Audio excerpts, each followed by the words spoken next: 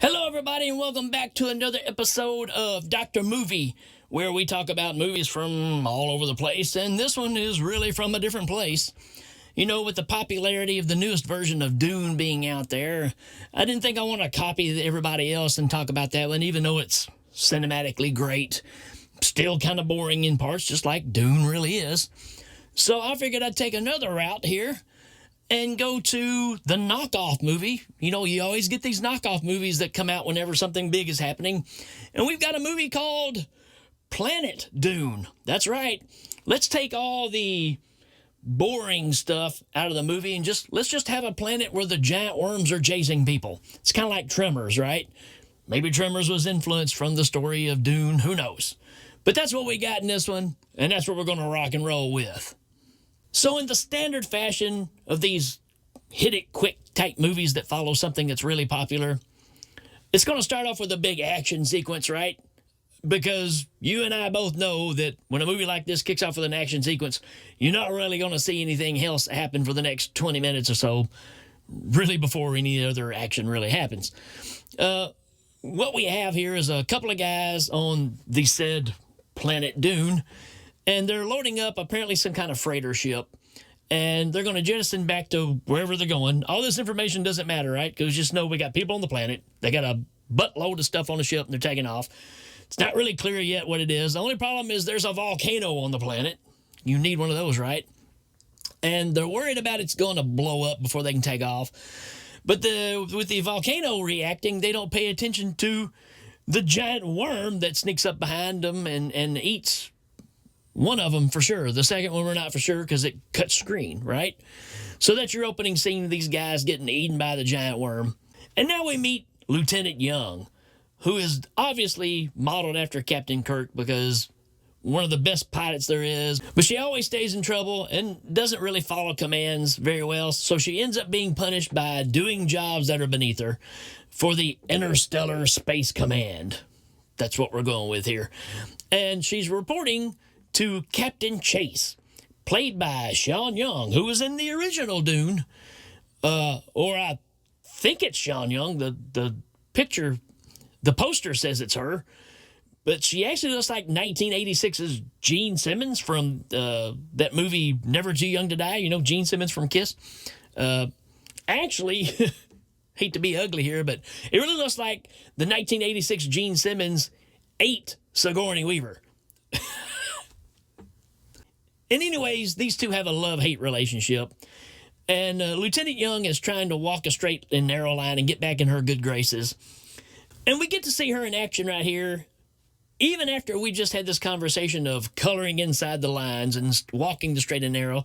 There's a Russian cosmonaut that's out there that's stranded, and Lieutenant Young goes off course and tries to save the guy, and the whole time the captain is yelling at her that she's not to help the guy and follow instructions.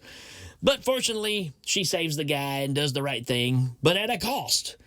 Because of her actions, she's now set to lead a ragtag team of other people that don't follow instructions and go to Planet Dune.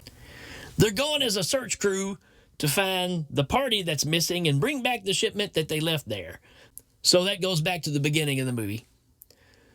So Lieutenant Young goes to meet her new crew, and the captain is with her, and she yells out loud, "Astrid, meet your new team."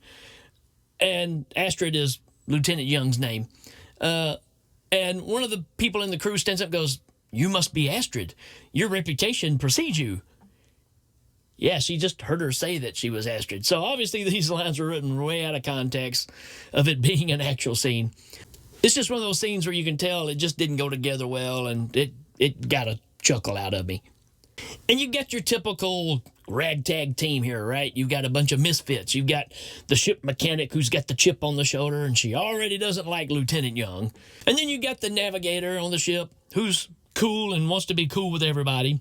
And then you get the worthless man of the crew, right? Pretty much just sleeps all the time, kind of pointless. But I guess as the movie gets going, you're going to need somebody to sacrifice on Planet Dune.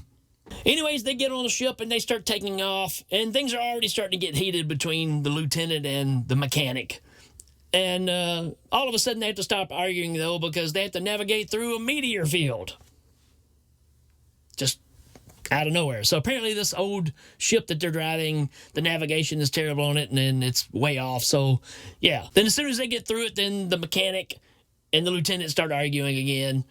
And then the navigator says, well, the mechanic comes from a long line of military families, and they're by the book, so they can't stand Lieutenant Young because she's shooting from the hip.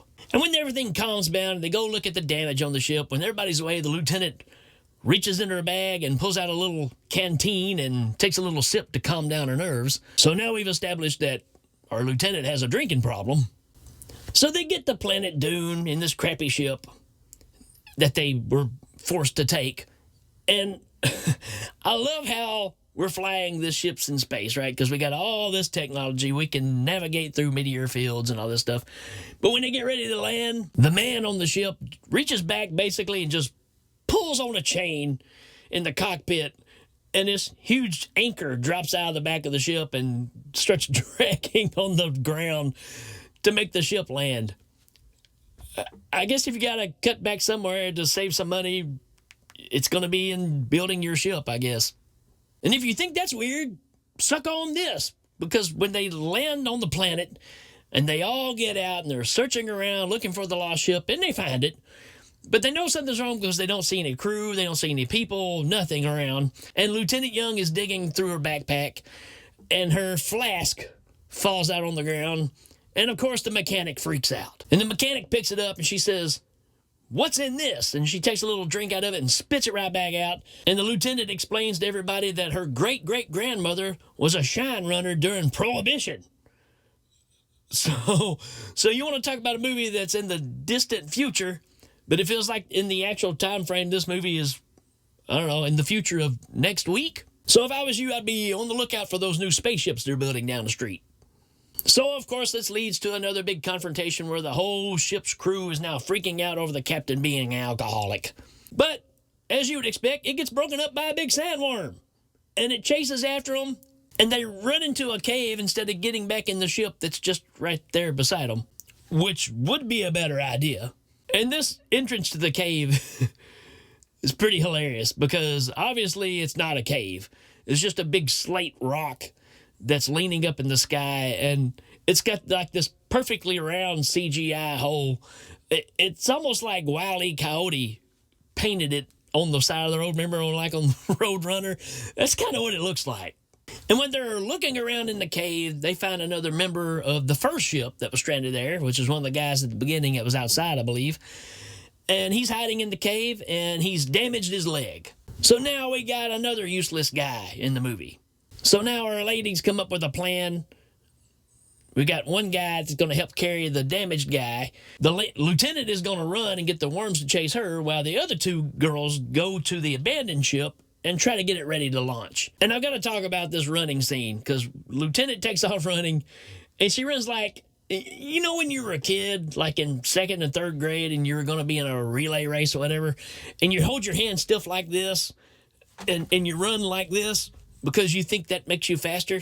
Yeah, it's exactly what she's doing. It's pretty comical. So the fact that they are drawn to humans on the planet is the equivalent of us looking down and going, man, I'm freaking starving. I'm going to eat these 5 ants. And while Lieutenant is doing her sprint running, she finds another lady on the planet that's just sitting on some rocks. Nowhere to go. So apparently she was part of that crew, and she is absolutely terrified to get off of this rock. And she also tells us that she's seen 4 worms. So now we got a whole group of expendables, and it's about time somebody gets knocked off. Now, we cut to the inside of the freighter ship, where the mechanic and the navigator have made it into. And they're inside the ship, running through all of it, and you're hearing noises coming up to the ground, and they're saying that there's a worm underneath, and he's trying to come up through the bottom of the ship. They keep hearing these noises, and it's like the worm is following them around. The only problem is they show an external shot, and the worm is so big, there is no way it could even get part of its body under the ship. It's bigger than the ship. Just a small detail that was missed, I'm sure. Details? Yeah, who cares? But we do find out that the mechanic has another purpose for saving this ship. She's wanting to take the ship because it's worth $300 billion. So she's been hired by this group to sneak in here, try to get this ship and steal it and sell it, and her cut would be $110 million that she gets out of $300 billion. What they're hauling that's worth $300 billion in Earth money from a different planet, who knows? So her plans to rescue the ship are not on the up and up. And then we see where somebody's left one of the main doors open on this ship as well, and one of the worms is trying to come inside, which is, again, physically impossible. But somehow it is shrunk down enough to be a threat. But somehow they shut it off in a room and end up burning it alive by turning on the thrusters. And for some reason, with all this commotion going on, Ronnie, our navigator, somehow gets knocked outside the ship, and she takes off running on foot, and the mechanic can't find her. But she needs to go outside and do some repairs on the outside of the ship, because that's the only way this thing is going to take off. The repairs are outside. And, of course, she gets attacked by a worm, and she hits it with a crowbar. The worm knocks the crowbar out of her head, and somehow the mechanic grabs some kind of an electric wire and electrocutes the worm. It probably sounds like a good idea on paper, but on film, it's about as exciting as picking out your next pair of socks for the day. And now, under the circumstances, I don't know why it's taken this long, but Lieutenant decides to reach out to the Space Force and ask for some backup and some firepower. And the first thing that the captain asks is it the Russians? Who would have known that the Russians are still going to be this bad in the near future in the space race? I don't know. Sounds pretty crazy. But no, the lieutenant explains that it's these giant worms. And I love this part because as soon as the captain finds out that it's not the Russians, she basically just says, "Yep, sorry, I can't help you. You're on your own." But I guess if it was the Russians, they would have given them all the guns they wanted and just come in guns blazing, I guess. Nice story writing, team. And we cut back to the two lame duck guys that are still stuck in the cave trying to get out. And it's totally insignificant and nothing really happens except a bunch of dialogue that really could be just taken the wrong way. But they do finally manage to get out. And what would a Dune B-movie ripoff be if you didn't have a scene where some dudes are riding on top of some worms? Well, the same could be said for some German porn too, I guess. Anyways, it's expected, and it happens. But only for a few seconds because it's really hard to control a worm with a grappling hook. And the guys lose control of the worm and it goes slamming into the abandoned ship. And that's where Rebecca, the mechanic, is outside the ship working on it, and the worm just eats her alive, like a locomotive coming at her and just gets her and eats her. So finally, we've been waiting for somebody to get killed, and it's her, and we're happy. And really, kind of out of nowhere, the guys just kind of show up at the abandoned ship, even though they fell off the worm a long way back. And right before the worm tries to eat Ronnie, the navigator, one of the guys reaches up and hits a button, and it drops a big metal block on top of the worm's head and kills it. How convenient. And we get a bit more dialogue between the stranded lady and the lieutenant here, and we get a whole lot of details about the makeup of these worms and how they operate. I love that we go into all this detail about all these creatures, but we never get one iota of what's so valuable on this planet. But there is nothing that tells us what we need from this planet at all, and why the ships are worth $300 billion. But we're going to tell you exactly the makeup of the skin and the texture of the worms and how they can detect you and why they're after you, the iodine in your blood. It's really like different people wrote different parts of this movie and they just stuck it together and hoped that it all made sense. Anyways, the lieutenant decides that the only way they're going to get out of this is to build a bomb. So we get all MacGyver right here, and they're digging through their pouches and finding all this stuff to make a bomb. So now we got the two ladies running from the worms and throwing test tubes with pieces of cloth hanging out of them as bombs. Throwing them at the worms and still doing the robot run. And I'm sorry, I just crack up every time I see this. So they get back into the actual functioning ship and take off, but the worm grabs a hold of it and keeps slamming it back to the ground. And then the lieutenant has this great idea of jumping off the ship, blowing the ship up to kill the worm, which goes against the whole logic of why the worm is chasing them in the first place. Because wouldn't they, if they took off running, wouldn't the worm just take off after them too instead of staying there on the ship to get blown up? Captain Chase can't stand by and let all this happen, so she goes to her commanding officer, and he tells her, nope, you can't go help. So Chase just goes and jumps into a ship by herself and takes off to Planet Dune, defying her orders and putting her job in jeopardy. And then we get a scene of what they call bad acting. Watch this guy right here. When they see the two ladies coming over the dune to the abandoned ship where they're at, I love the fact that this guy couldn't even walk earlier. And so they struggled the whole time to get him along with them. I mean, they spend all this time lowering him down with ropes because he can't walk and all this kind of crap. But when the lady runs up, he can easily hold her whole body weight when she just jumps for a reunion hug. So apparently we're down to the last worm. And it's ready to attack our crew out front of the abandoned ship. And then Chase shows up just in time and blasts it with some lasers from her spaceship to rescue the team. But as expected, as the ship is taking off, the worm jumps up and grabs the ship and keeps it from taking off and destroys one of its thrusters. And then luckily, Chase grabs a red suitcase which has a time diffusion grenade in it. That's right. We're going to just totally make something up that conveniently only works right here. And I love that you see the angle that the worm is holding the ship, because the ship is totally unequal. But when Young is running back to throw the time grenade at the worm, she's running on a flat, level surface. I mean, she would have to be like climbing to get to this thing, but no, she just runs, no problem. And she just tosses it out the window without the ship moving back and forth in any direction. And I think the whole point of having a timed hand grenade is that you set the time on it and you throw it and it blows up at a time. But I don't think that ever really happens. Not to mention, Young runs back into the cockpit and Chase is now flying the ship. And then all of a sudden she has, I don't know, a hunger pang. I don't know. They say something hits her in the head and she can no longer fly the ship. So she falls back and lies injured with really no apparent reason why. And now Lieutenant Young is back to flying the ship. So here we go. We're trying to break out of the worm's mouth, and we can't leave because the thrusters aren't strong enough, and they're maxed out. And then Young gets a great idea. You see where this is going, don't you? They're going to use the moonshine to power up the thrusters even more to be able to break out free from the worm's mouth. So she just opens a flask and just starts pouring it right into the fuel. You know, not expecting any kind of, I don't know, fire, explosion, anything like that, I guess. And just like you'd expect, the thrusters hit hard one time, and then the hand grenade finally goes off, and they break free.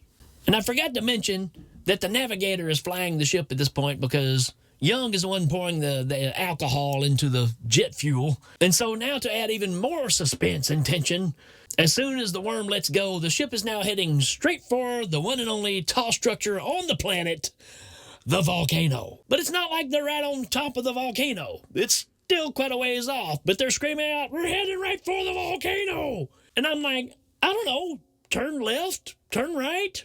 I mean, you got options here. You don't have to pull up. You can just go to the side. And while they're flying right for the volcano, Lieutenant Young is either strangling or trying to revive Captain Chase so she could basically just say, I told you so. Needless to say, they escape the volcano just in time, and right when they're leaving the planet, the head commander comes on the screen and tells Lieutenant Young that the Russian that she saved at the beginning of the movie was not just some random Russian. He was a well-known Russian that a lot of people like, and that she did the right thing, and she was free of all charges. So she is able to now rejoin into the force, and then Lieutenant Young invites everybody on board of the ship to become her new crew. Well, isn't that nice? And that's it. That's Planet Dune, except that I left out the part at the very end where Sting gets killed and Chewbacca finally gets a medal. So this movie is exactly what you think it is. It's a cheap knockoff Sci-Fi Channel type movie, special effects flicks. Bad dialogue all the way, but it does have some charm to it. And there are some moments in this movie where I really laughed out loud. And any movie that really makes me laugh out loud, I can't completely crap on. So if you like cheap knockoff movies from time to time, and if any of this sounds interesting to you, then check out Planet Dune. And if you don't, you're not really missing a lot either. That's it for this episode, folks. We will check you later.